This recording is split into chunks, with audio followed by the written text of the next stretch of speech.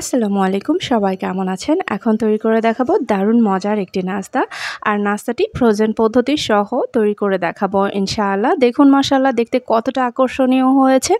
আর এই নাস্তাটি রাখতে পারেন বিকেলের নাস্তায় কিংবা দিতে পারেন বাচ্চার টিফিনেও।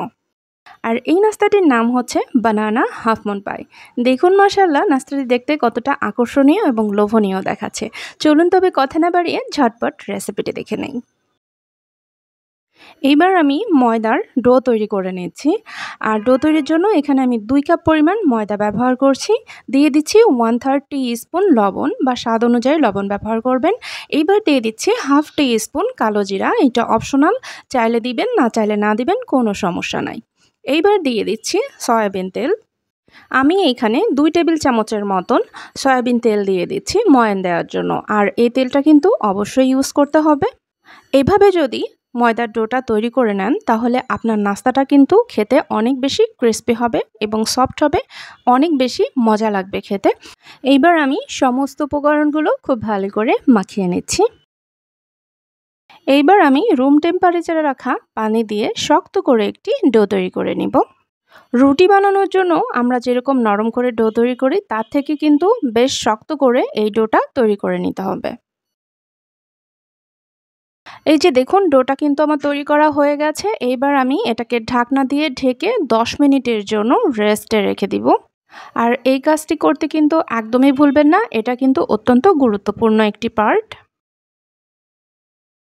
এইখানে আমি 1/4 কাপ ময়দা নিয়েছি, আপনারা আটাও নিতে পারেন। দিয়ে দিচ্ছি স্বাদ মতন লবণ। এইবার দিয়ে দিচ্ছি স্বাদ মতন শুকনো মরিচের গুঁড়া।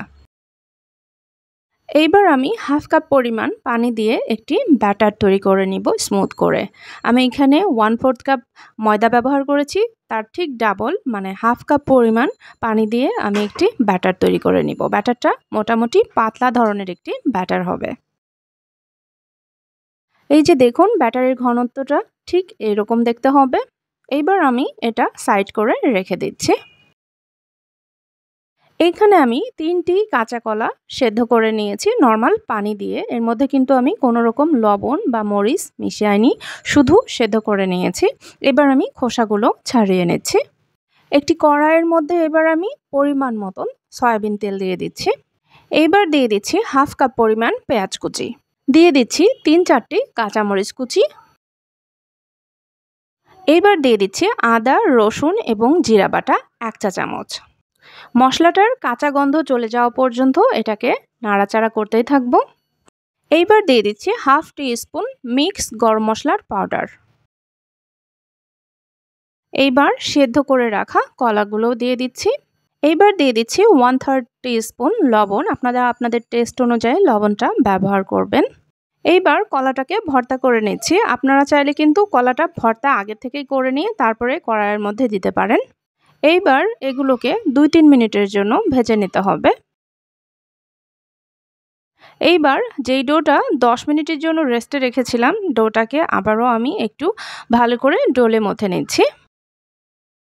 আমি এই ডোটা দিয়ে ২টা নাস্তা তৈরি করব। এইজন্য ঠিক এর অর্ধেকটা আমি নিয়ে নিচ্ছি এই নাস্তাটা তৈরি করার জন্য। আপনারা যদি এই পরিমাণে নাস্তা তৈরি করতে চান তাহলে কিন্তু ১ কাপ ময়দা দিয়েই হয়ে যাবে। ১ কাপ ময়দা দিয়ে আমার ৬টা পাই হয়েছে। রুটি বানানোর কাজটা আমি কাউন্টারের উপরেই সেরে নিচ্ছি। যার এই বিষয়টা ভালো লাগবে না দয়া করে অ্যাভয়েড করবেন। এইবার আমি এই রুটিটা বেলার জন্য অল্প একটু সয়াবিন তেল ব্যবহার করছি। সয়াবিন তেল ব্যবহার করলে মানে যেই পাইটা আমি বানাবো সেই টেক্সচারটা কিন্তু অনেক ভালো আসবে, দেখতে সুন্দর হবে আর খেতেও ভালো লাগবে ময়দা দিয়ে বেলে নেওয়ার থেকে। এবার পাতলা করে একটি বড় করে রুটি তৈরি করে নিব আমি। মনে রাখবেন যতটা পাতলা করা যায় ততটা পাতলা করে নেবেন। এতে করে নাস্তাটা কিন্তু অনেক বেশি ক্রিস্পি হবে ভাজার পরে। এই যে দেখুন আমি একটি রুটি তৈরি করে নিয়েছি আর এরকম একটি স্টিলের গ্লাস নিয়েছি আমি। আর এই গ্লাসের সাহায্যে কিন্তু আমি ছোট ছোট করে লেচি কেটে নিচ্ছি। এইবার যেই কলার পুরটা আমি তৈরি করেছিলাম সেটা কিছুটা নিলাম ১ চা চামচের মতন, যতটুকু দরকার হবে আর কি। এইবার ঠিক এক সাইডে দিয়ে দিচ্ছি। আমি পুরোটা অংশ জুড়ে কিন্তু এই কলার পুরটা দিব না, ঠিক অর্ধেকটা অংশ কিন্তু পুরটা দিব এবং একটু শেপ করে নিচ্ছি, চারদিকে রাউন্ড করে শেপ করে নিচ্ছি। এইবার আমি অপোজিট সাইড থেকে লেচির অংশটা নিয়ে দেখুন এভাবে করে তৈরি করে নিয়েছি হাফ মুনের মতন করে, যেভাবে আমরা পুলি পিঠা তৈরি করি ঠিক ওভাবে করে তৈরি করে নিয়েছি। তবে আমি এখানে পুলি পিঠার মতন কিন্তু একদম সিল করে দিব না, চারধারগুলো এভাবে করে একটু সমান করে দিতে হবে যেন কলার পুরটা ইভেন হয় লেচির চারধার দিয়ে। দেখুন দেখতে ঠিক এরকম হবে। একইভাবে আমি সবগুলো পাই তৈরি করে নিব। এইখানে আমি হাফ কাপ পরিমাণ সেমাই নিয়ে নিয়েছি, আর সেমাইগুলো দেখুন আমি একদম গুঁড়ো গুঁড়ো করে কিন্তু ভেঙে নিয়েছি। আপনাদের বোঝার সুবিধার্থে আমি একটু ক্লোজ করে দেখিয়ে দিচ্ছি যে আমি কতটুকু করে ভেঙেছি। এই যে দেখুন আমি ঠিক এতটুকু করে একদম গুঁড়ো করে কিন্তু ভেঙে নিয়েছি। এইবার একটি পাই আমি ব্যাটারের মধ্যে ডিপ করে নিব, পুরো অংশ না, ঠিক কলার দেওয়া আছে যেগুলো খোলা অংশটা সাইড অংশ করে এই অংশটা আমি ব্যাটারের মধ্যে ডিপ করে নিচ্ছি এবং সেমাইয়ের মধ্যে দিয়ে জড়িয়ে নিচ্ছি। এমনভাবে সেমাই জড়াতে হবে যেন কোনো অংশ বাদ না থাকে। আমি কিন্তু পুরোটাই সেমাইয়ে গড়িয়ে নিব না, জাস্ট সাইডের অংশটা সেমাই দিয়ে গড়িয়ে নিচ্ছি। এই যে দেখুন দেখতে ঠিক এরকম হবে, আর এভাবে করেই আমি সবগুলো তৈরি করে নেব। এই যে দেখুন সবগুলো বানানা হাফ মুন পাই কিন্তু আমি রেডি করে নিয়েছি, আর এগুলোকে আপনি 1 মাসের জন্য ফ্রোজেন করে রাখতে পারবেন। সেক্ষেত্রে এরকম ডিস্টেন্স রেখে ছড়িয়ে রাখতে হবে ডিপ ফ্রিজে 2 ঘন্টার জন্য। তারপরে যখন শক্ত হয়ে যাবে এরপরে আপনারা কোনো পলি ব্যাগ বা এয়ারটাইট বক্সে করে 1 মাসের জন্য কিন্তু ডিপ ফ্রিজে সংরক্ষণ করতে পারবেন। যখন আপনার প্রয়োজন হবে ঠিক 5-10 মিনিট আগে বের করে নিয়ে ডিপ ফ্রাই করে নিলেই কিন্তু হবে।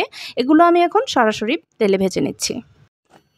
পাইগুলো কিন্তু ডিপ ফ্রাই করতে হবে, মানে ডুবো তেলে ভাজতে হবে। আর অবশ্যই চুলার টেম্পারেচারটা এই মুহূর্তে কিন্তু লো হিটে অথবা লো মিডিয়ামে রাখতে হবে। অনেক বেশি হাই হিটে দিয়ে ভাজতে যাবে না, এক্ষেত্রে ভেতরে কাঁচা থেকে যাবে আর উপরে কালার চলে আসবে, অথবা সেমাই যে আছে কোটিংটা সেমাইগুলো কিন্তু পুড়ে যেতে পারে যদি অনেক বেশি হাই হিটে ভাজতে থাকেন। আর তাছাড়া যে কোনো ময়দা দিয়ে ভাজাভাজির কাজ লো হিটে বা লো মিডিয়াম হিটে রেখেই ভাজতে হয়, এতে করে কিন্তু টেক্সচারটা অনেক ভালো আসে, কালারটাও অনেক ভালো আসে। এই যে দেখুন আমার বানানা হাফ মুন পাইগুলো কিন্তু তৈরি করা হয়ে গেছে, ভাজা হয়ে গেছে। এবার আমি এগুলোকে তুলে নিচ্ছি। দেখুন মাশাআল্লাহ দেখতে কতটা আকর্ষণীয় হয়েছে। দেখলেন তো কত সহজেই এইরকম সুন্দর একটি নাস্তা তৈরি করে ফেলা যায়। যারা আমার ইউটিউব চ্যানেল থেকে দেখছেন তাদেরকে চ্যানেল সাবস্ক্রাইব করে, এবং যারা আমার ফেসবুক পেজ থেকে দেখছেন তাদেরকে পেজ ফলো দিয়ে আমার সাথে থাকার জন্য অনুরোধ রইল।